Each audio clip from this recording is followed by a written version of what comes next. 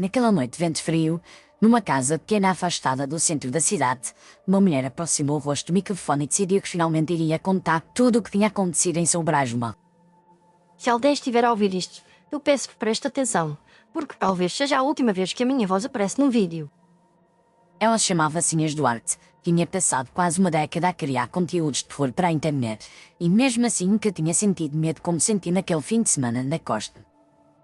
Durante anos eu transformei histórias em conteúdo, mas desta vez eu transformei pessoas em números, e é sobre isso que eu preciso falar. A voz dela tremia, não por falta de costume diante das câmaras, mas por causa do peso de algo que já não cabia em thumbnails nem em títulos chamativos. Talvez este cheiro seja apurado antes de ver a luz do dia, talvez seja publicado contra a minha vontade, mas eu devo a verdade a quem ficou e a quem partiu. Para entender essa verdade, é preciso regressar alguns meses, quando Inês e o seu operador de câmara, Rui Matos, decidiam conduzir o carro até uma aldeia de pescadores esquecida pelos mapas turísticos. Olha, se isto correr mal, pelo menos a vista é bonita, não é?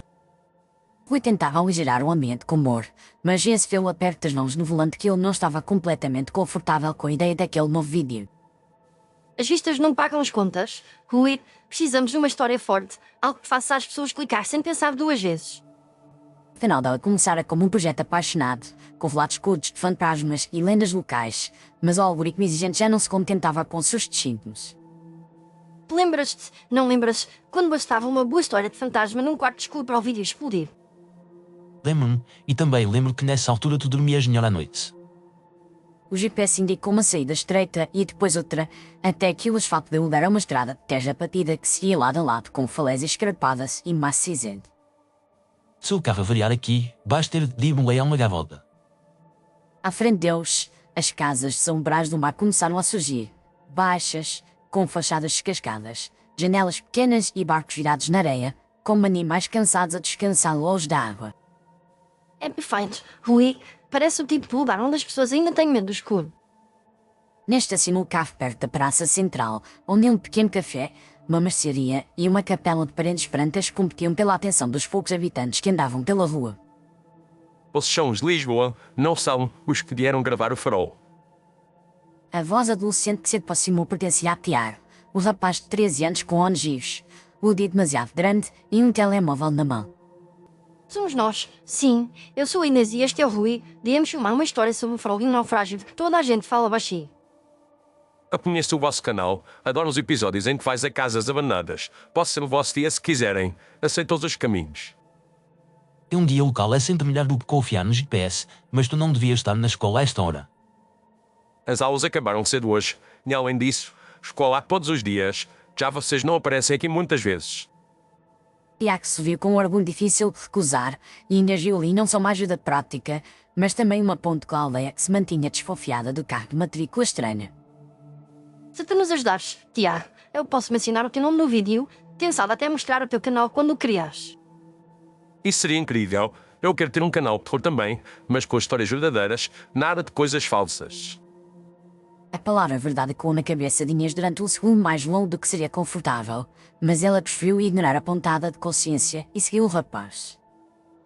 Tiago levou-os até à Capela dos Pescadores, um edifício baixo com uma torre modesta, onde um cinto de bronze escurecido balançava ao vento mesmo quando o ar parecia quase imóvel. Este é o signo do navio que afundou. Dizem que às vezes toca sozinho, quando alguém que devia estar ali embaixo é finalmente lembrado pelo nome. Inês aproximou-se devagar, levantando o telemóvel para gravar planos de apoio, e voou a câmara principal, concentrado na luz e no enquadramento. Há-me um plano fechado no sino, Rui, e depois um movimento lento até às velas, quero captar o silêncio daqui. Silêncio eu consigo, vejo que ninguém decida tocar um sino nestes argumentos. Que não se brinca com o silêncio, muito menos consigo. A voz firme e envelhecida surgiu atrás deles, fazendo Tiago encolher os ombros como alguém que já estava habituado a reprimendas. Piar, quantas vezes eu já disse que não é para trazer os forasteiros para filmar as dores desta terra. Avó, eles não são como os outros. Eles contam as histórias com respeito e podem ajudar a mostrar o que aconteceu de verdade. Dona Amália Ferreira aproximou-se, as mãos marcadas pelo tempo e pelo sal, um lenço na cabeça e olhos que pareciam carregar a memória de todas as tempestades que a aldeia tinha enfrentado. Respeito não se mede em visualizações, Nima, e a dor não é atração turística para quem está a ver o vídeo enquanto janta. Eu compreendo a sua preocupação. Eu própria já recusei histórias por achar que eram demasiado sensíveis, mas aqui pode haver algo que precisa ser contado há muito tempo. Há coisas que precisam de silêncio, outras precisam de oração. Não tenho a certeza se precisam de câmaras. Apesar das palavras duras, havia uma curiosidade cometida na mulher de Dona Amália, como se conhecesse a Inês alguém que também carregava um segredo difícil mão. A senhora perdeu alguém no naufrágio, não foi? Esta aldeia inteira perdeu alguém, mas algumas perdas doem mais do que outras, e essas eu não quero ver estampadas na capa de um vídeo qualquer. Avó, se ninguém fala, ninguém sabe. E se ninguém sabe, eles continuam a dizer que foi só azar. A palavra azar saiu da boca de Tiago com madura e Inês percebeu que ali havia mais do que superstição, havia culpa e silêncio imposto. Nós não queremos dizer que foi azar, queremos saber a verdade, custa o que custar. A verdade custa mais caro do que pensas, menina, e por vezes quem paga não é quem a conta, mas quem já pagou demais. Apesar disso, Dona Amália não se expulsou dali, limitou-se a taçar a mão encolhada pela borda do sino, como que acaricia a sombra de alguém ausente. Se insistem em procurar, vão acamar no farol, e o farol não gosta de ser lembrado. Um farol que não gosta de atenção é exatamente o tipo de farol que nosso público mais quer ver. Dona Amália lançou-lhe um olhar provador, mas não disse mais nada, escondendo algo dentro do silêncio como se guardasse um pequeno objeto na palma fechada da mão. No final daquela tarde, Tiago levou-os por um caminho estreito que subia pela falésia, serpenteando entre pedras e arbustos, até que a figura do farol surgiu recortada contra o céu pálido. Pronto, e está, nosso farol famoso, ou melhor, nosso farol maldiçado, que o pessoal mais novo gosta de dizer. O farol de São Brás do Mar estava operado há anos, a tinta desfascada, as janelas sujas, mas a estrutura ainda era vira com um dedo acusador apontado ao horizonte. É feito, Cui, a torre, o mar, o vento. Isto parece desenhado para uma miniatura de vídeo assustadora. Perfeito até o momento em que o piso cede por baixo dos nossos pés, mas sim, visualmente é um sonho e logisticamente é um pesadelo. A porta de madeira rangia contemplada, mas não estava trancada, e um cheiro antigo assim do lado dentro, misturado com o odor metálico da ferrugem. Eu não vou entrar, a minha avó mata-me de souber que vi até aqui com vocês. Vou ficar lá fora a fingir que não sei de nada. Está bem, Tiago, fica perto, e se ouvires alguma coisa estranha, tenta não fugir logo à primeira.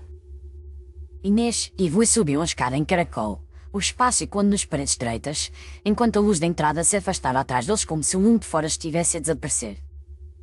Se por acaso eu cair destas escadas, prometes que não usas a imagem com um fão, não? Não me tentes com promessas difíceis, Cui, mas eu prefiro que fiques inteiro por enquanto. No topo, a sala da lanterna abordava com vídeos chus, testes de equipamentos antigos e, encostada a uma parede, o espelho circular rachado em várias vezes que se encontraram no centro.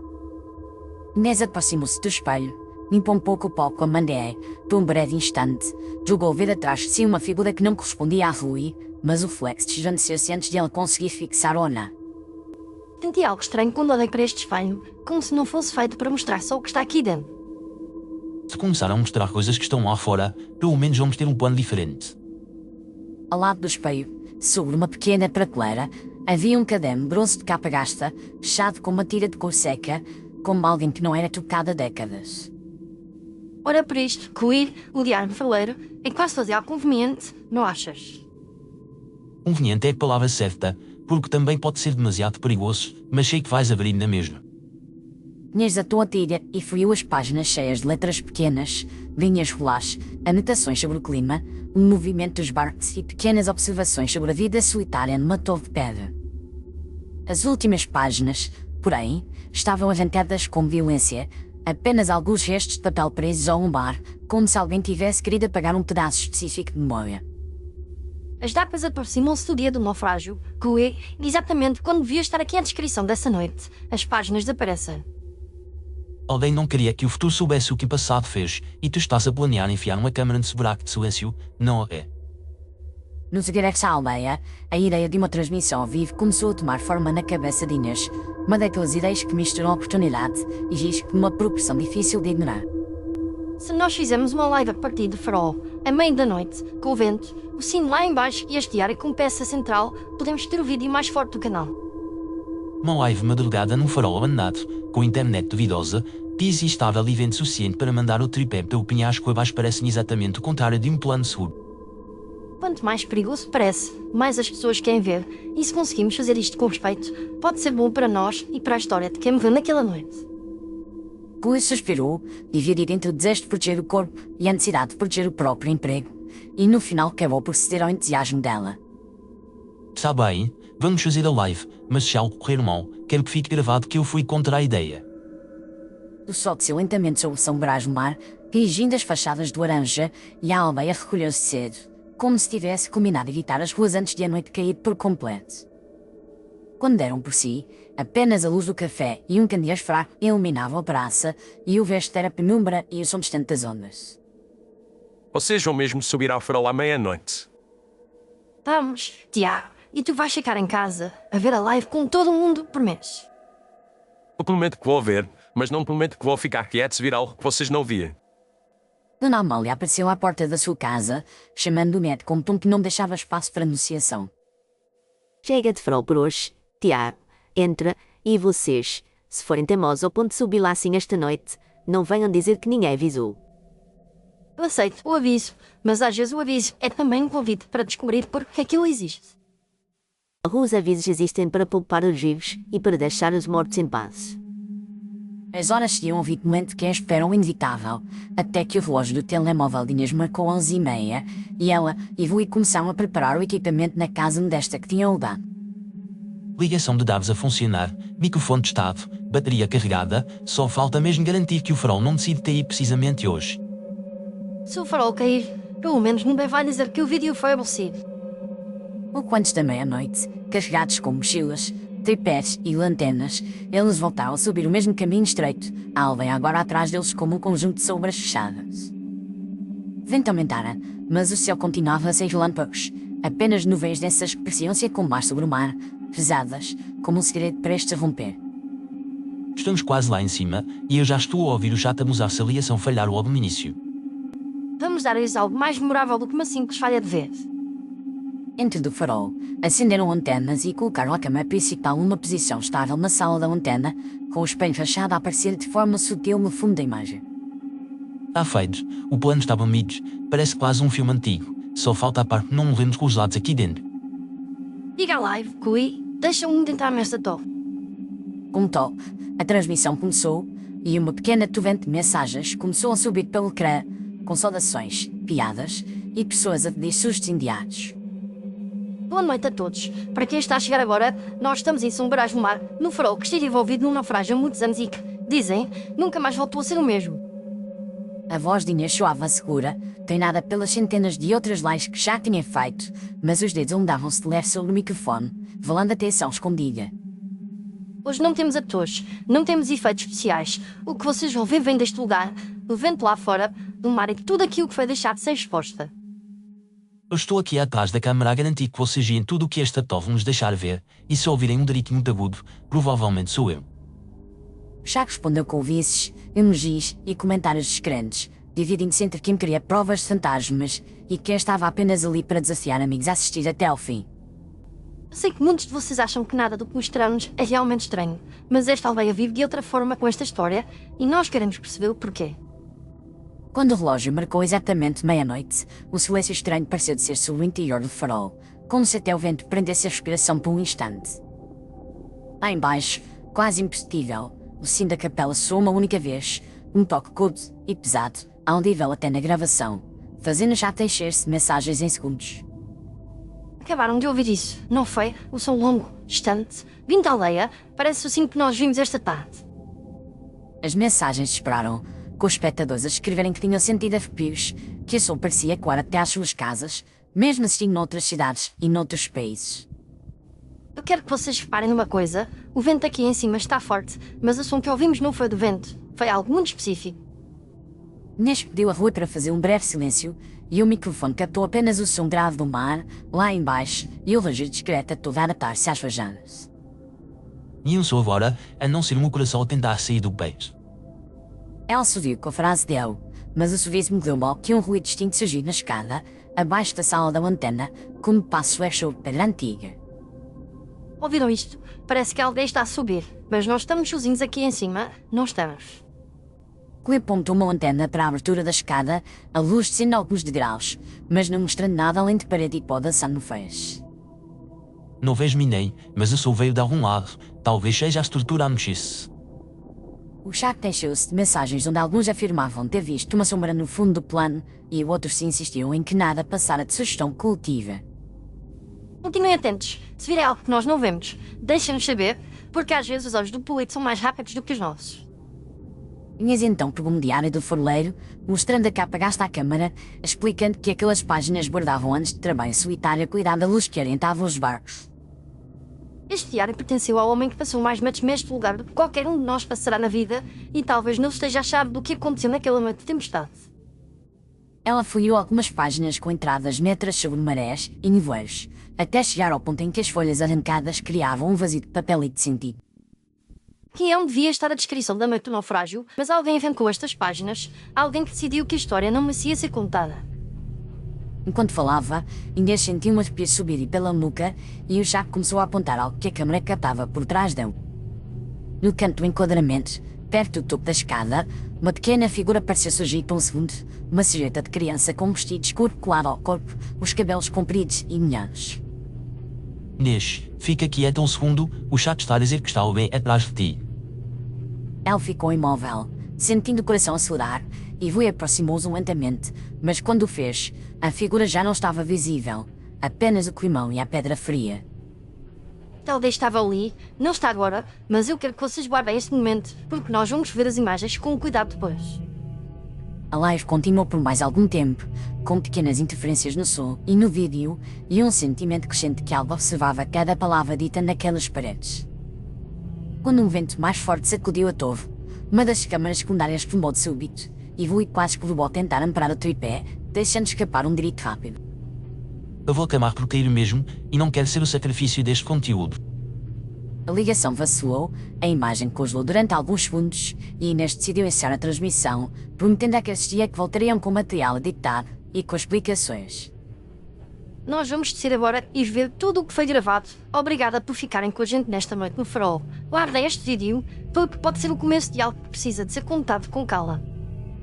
Quando chegaram à casa onde estavam hospedados, a adrenalina ainda corria pelo corpo de ambos, mas a curiosidade é mais forte do que o cansaço, e ligaram imediatamente o computador para ver a gravação. Foi então que o frame congelado da menina nas escadas apareceu com clareza, os cabelos colados ao rosto, o vestido a pingar e algo pequeno e metálico a brilhar na mão direita. Ela estava demasiado nítida para ser um simples reflexo, e isto não é como aqueles borrões que as pessoas inventam nos vídeos. Sei, e o pior é que ela não parecia querer assustar-nos, parecia mais alguém que foi apanhado pela nossa luz sem ter escurido. Inês ampliou a imagem, tentando perceber o que era o objeto na mão da criança, e tudo indicava que se tratava de uma pequena chave antiga, coberta de manchas escuras. Uma chave. Ela estava a segurar uma chave, como se estivesse a mostrar-nos o acesso, uma entrada que nós ainda não vimos. No dia seguinte, o sol quase não conseguia cortar a névoa que se acumulava na costa, e a aldeia parecia ainda mais calada do que na véspera, como se tivesse assistido em segredo à transmissão da noite anterior. Eu vi a live inteira, Inês, e vi a menina nas escadas. Não foi só eu. Muita gente comentou a mesma coisa. Yara encontraram-os à saída da casa, com olheiras e um brilho excitado nos olhos, segurando o telemóvel com o vídeo pausado exatamente no frame da figura. Tu conheces esta criança? Tiago, alguma vez ouviste falar de uma menina que se afogou no naufrágio? Aqui toda a gente conhece alguém que se afogou, mas essa menina em particular eu acho que sei quem é. Antes que o rapaz pudesse dizer mais, Dona Amália apareceu, chamando o neto com firmeza e pedindo para ver o telemóvel dele. Mostra-me essa imagem, tia. Eu quero ver com os meus próprios olhos aquilo que passaram para o mundo inteiro. Quando o rosto de Mariana surgiu no ecrã, mesmo distorcido pela água e pela fraca resolução, os olhos de Dona Amália encheram-se de lágrimas silenciosas. Essa menina não devia estar nas vossas gravações. Ela já sofreu o suficiente para ter de aparecer agora com curiosidade. É ela, por favor, diga-me, nós não queremos usar a imagem dela de forma desfeitosa, queremos entender o que aconteceu. A mão dela era Mariana e ela era minha neta, e antes quando o navio se afundou, e devia ter ficado muito longe daqui naquela noite. Mundina estreitou-se por um momento, como se as paredes da casa se aproximassem, e a palavra meta passou a pesar muito mais do que qualquer termo técnico que ela conhecia sobre narrativa. A senhora podia explicar por que é que ela estava no navio naquela noite, em vez de estar em casa em segurança? Ela voltava da escola na cidade, como tantas outras crianças, e disseram-nos que era mais seguro antecipar a viagem do que esperar outro dia, mas esqueceram-se de nos dizer que alguém ia brincar com a luz do farol. Então Dona Amália transformou-se, passando da tristeza por uma raiva antiga, dirigida a pessoas que já não estavam ali para responder. A companhia do navio queria poupar dinheiro, queria mostrar serviço mesmo com a tempestade a aproximar-se, e alguém achou que a luz podia ser dinamida para não assustar os investidores. Ela caminhou até um pequeno armário, abriu uma gaveta e tirou de lá uma chave enferrujada, pequena, com uma forma muito semelhante à que a menina segurava na gravação. Encontrei esta chave na praia, dias depois do naufrágio, e sempre soube que ela não veio pelo mar sozinha, como se estivesse a procurar a mão de quem devia tê-la guardado. A mesma chave da imagem, eu quase consigo ver o contorno, é idêntica. Dona Amália segurou a chave no ar entre o polegar e o indicador, como se pondesse devia entregá-la àquela mulher que vinha de longe com uma câmara e um canal. Se eu te der isto, eu quero que me faças uma promessa mais importante do que qualquer contrato com plataformas e patrocinadores. Diga, eu prometo o que for preciso, desde que seja algo que eu possa cumprir com honestidade. Não uso o rosto da minha neta como decoração do teu vídeo, não o transformes em isco para cliques. Se eu mostrares, que seja com pessoa e com o nome completo que ela teve em vida. As palavras assentaram como um peso concreto sobre o ombro de Inês, e ela respondeu sem hesitar, levada por um impulso de ser que, naquele instante, era mais forte do que qualquer cálculo profissional. Eu prometo que se eu disser o nome dela, vai ser com respeito, e não vou usar a imagem dela para vender medo barato. Dona Amália entregou a chave, mas os seus olhos mantiveram-se desconfiados, como se soubesse que as promessas feitas diante de uma tragédia verdadeira são sempre testadas pelo tempo e pelas tentações. Que essa chave abre alguma coisa no farol. Talvez seja um lugar onde a história de verdade ficou trancada. E foi exatamente essa ideia que não largou mais Inês durante as horas que seguiam, transformando a chave num peso urbano no bolso das suas geãs. Volta ao farol, agora em plena tarde cinzenta, Inês e Vui começaram a procurar por fechaduras escondidas, paredes ocas, qualquer sinal de que a chave pertencia àquela estrutura. Se isto for apenas um símbolo de a chave não abrir nada, ainda assim tens uma metáfora perfeita para o vídeo. Eu preferia uma porta real. Rui, as metáforas a público, inventa depois. No piso inferior, atrás de uma pilha de caixas antigas e fagens, encontraram uma porta de metal quase fundida na parede, com uma pequena fechadura corroída. A chave encaixou, com alguma resistência, e quando Inês a girou, o estalo-se e correu pelo interior do farol, seguido de um sopro de ar frio vindo de baixo. Se houver um monstro lá embaixo, eu espero que seja amigável pelo menos durante os primeiros minutos. Um corredor estreito, escavado na rocha, descia em direção que parecia ser uma sala subterrânea, e o cheiro de umidade e de sal ali dentro era mais forte do que em qualquer outro ponto da torre. As paredes estavam cobertas de pequenas manchas curvas, e no chão havia marcas de água, como se o mar tivesse invadido aquele espaço em algum momento, deixando rastros de uma inundação antiga. Aqui deve ter entrado água, talvez durante tempestades, talvez na noite do naufrágio. Parece que este lugar respirou o mesmo medo que os que estavam no navio. No centro da sala, havia um bloco de madeira queimado, e nas paredes alguém gravara nomes à faca, letras tremidas, umas completas, outras interrompidas no meio. Isto parece um memorial improvisado, mas não é bonito nem organizado, é quase uma tentativa desesperada de não esquecer. Inês leu alguns nomes em voz alta, sentindo um arrepio diferente a cada sílaba, como se chamar aquelas pessoas pelo nome fosse uma forma de escuchar volta por um segundo. José, Catarina, Luís, Ana, tantos nomes, tantas vidas. E aqui, este, Maria Neve, o resto apagado pela água. Num incompleto pareceu vibrar na pedra, e por um instante Inês sentiu que a temperatura da sala baixava alguns graus, mesmo sem qualquer explicação física. Já que tens mais do que material suficiente para fazer um documentário inteiro, e eu não sei se queres estar aqui quando decidires regressar à noite. Mas que essa noite era exatamente o que Inês já começava a planear, agora não só como criadora de conteúdos, mas também como alguém que sentia uma estranha responsabilidade pelos nomes naquela parede. Se nós lemos estes nomes com o mundo inteiro a ouvir, talvez seja um gesto que nunca ninguém fez por eles. Talvez seja o que falta para esta história encontrar paz. Ou talvez seja precisamente o que falta para acordar quem devia estar em paz, e não sei qual das hipóteses é mais provável. No entanto, a ideia transformou-se em decisão antes do pôr do sol, e Inês começou a preparar uma nova live para aquela mesma noite, anunciando nas redes que faria a verdade por trás de Farol de São Brás de Mar. Enquanto isso, numa casa pequena de janelas baixas, Dona Amália observava o movimento de nuvens pelo horizonte e apertava um terço entre os dedos, sentindo que algo se preparava para romper um acordo silencioso que a aldeia mantinha com o passado. Se eles disserem estes nomes sem saberem o que fazem, talvez não sejam só os a pegar, talvez sejamos todos outra vez. À medida que a noite caía novamente, as notificações nos telemóveis de centenas de pessoas anunciavam que a segunda live de Inês iria começar em breve, desta vez com a promessa de revelar uma lista de nomes esquecidos. Boa noite, de novo, para quem está a voltar, e bem-vindos a quem está a ver-nos pela primeira vez. Hoje nós não vamos apenas explorar o farol, vamos ler em voz alta os nomes gravados nas paredes de um quarto que esteja escondido durante décadas. O chat encheu-se ainda mais depressa do que na noite anterior, com utilizadores a deixarem mensagens de apoio, curiosidade, descrença e alguns a pedir que não brincassem com mortos. Eu sei que é que irás perigoso mexer em certas memórias, mas o perigo maior foi o silêncio que veio antes, e talvez agora seja a vez deles serem ouvidos como merecem. As velas que ela colocava ao longo do caminho iluminaram a escada em caracol com pontos quentes, criando uma espécie de precisão invertida que subia em vez de descer. Para os que chegaram agora, nós estamos com uma câmara principal na sala da Untema e outra a acompanhar a descida até ao quarto subterrâneo, por isso mantenham os olhos abertos para qualquer coisa fora do normal.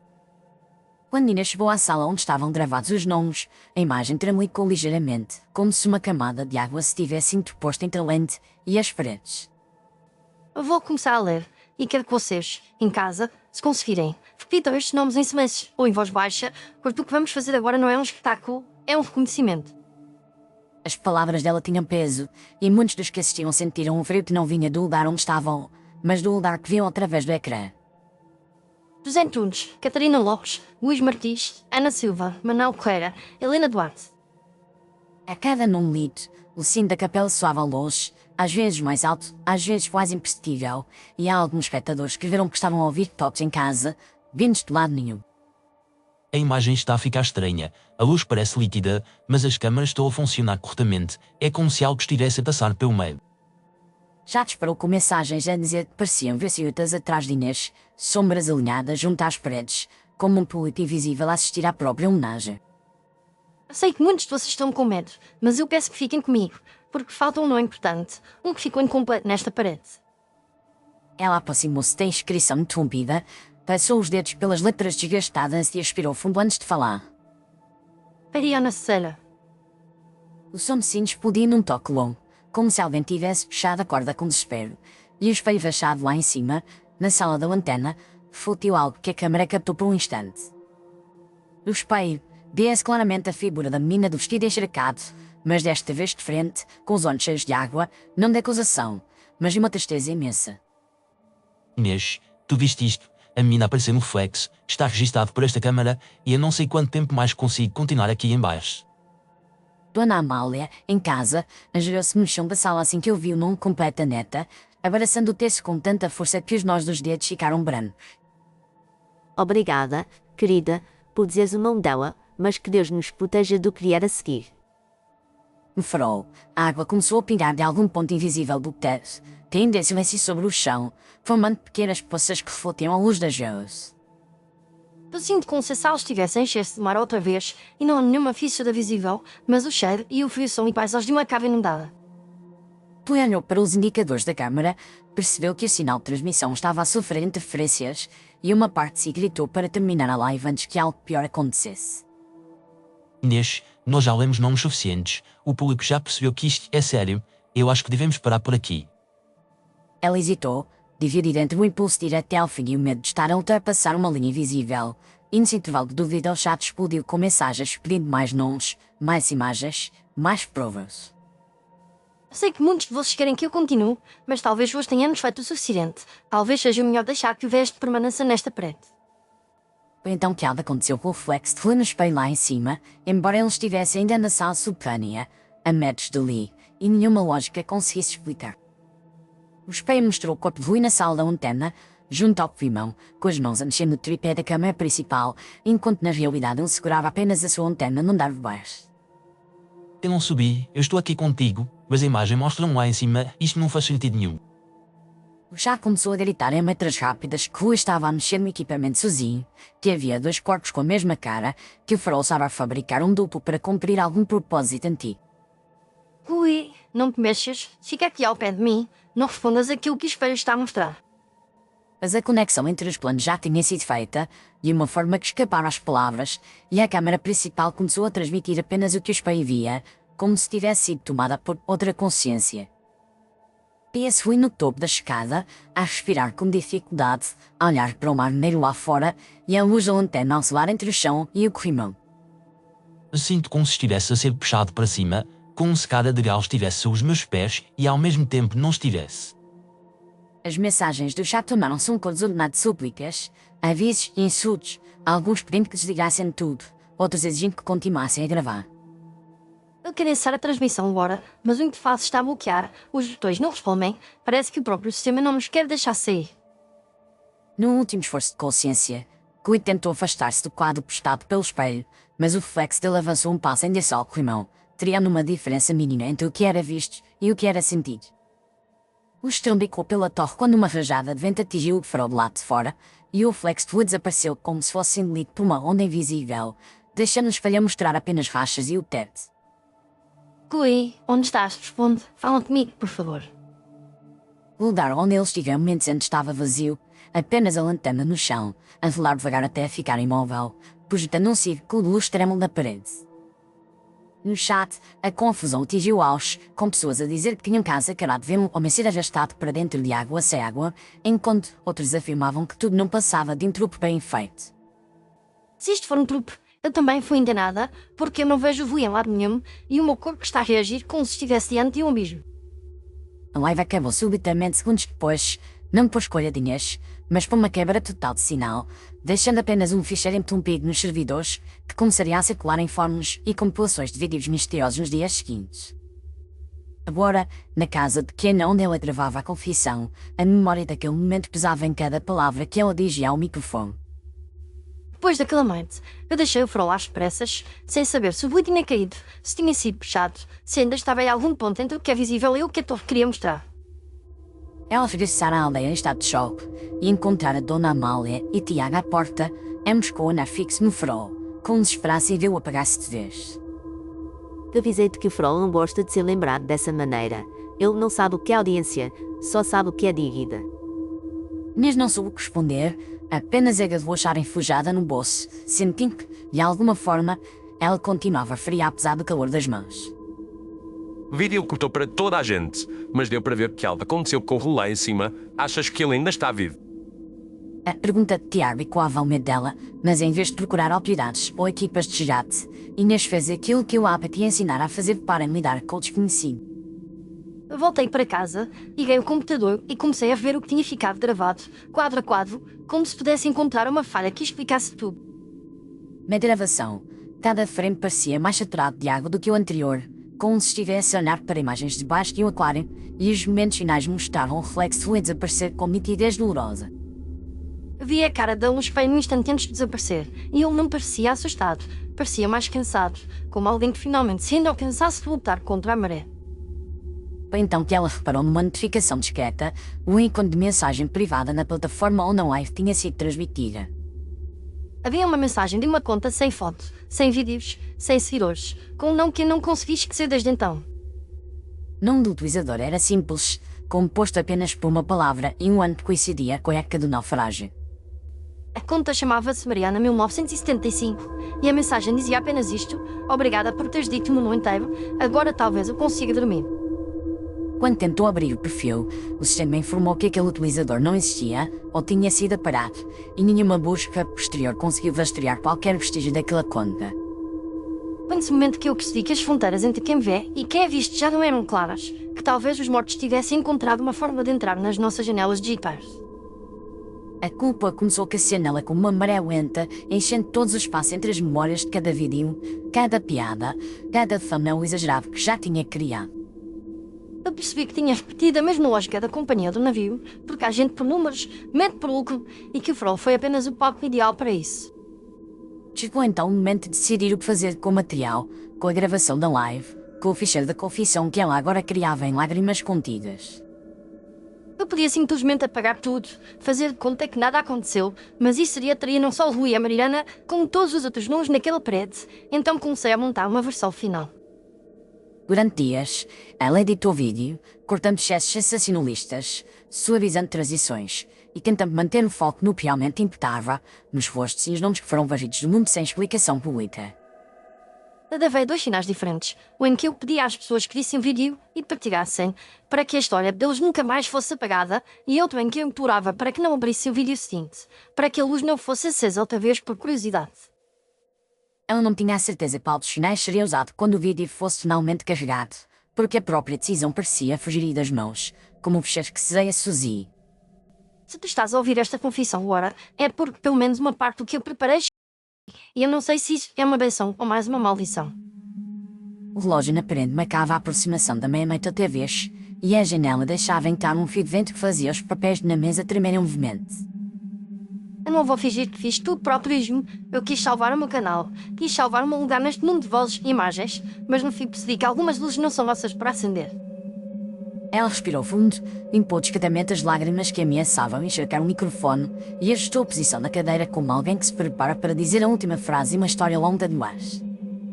Se eu pudesse voltar atrás, provavelmente faria quase tudo diferente, mas já não posso. Então eu só posso pedir que tu, que me ouve agora, escolhas com cuidado o que queres ver e o que queres fazer com o medo que sentes. E foi nesse momento, entre confessionário e pedido, que algo no computador em frente a ela começou a agir sozinho, o cursor movendo-se até ao fecheiro de vídeo completo de farol.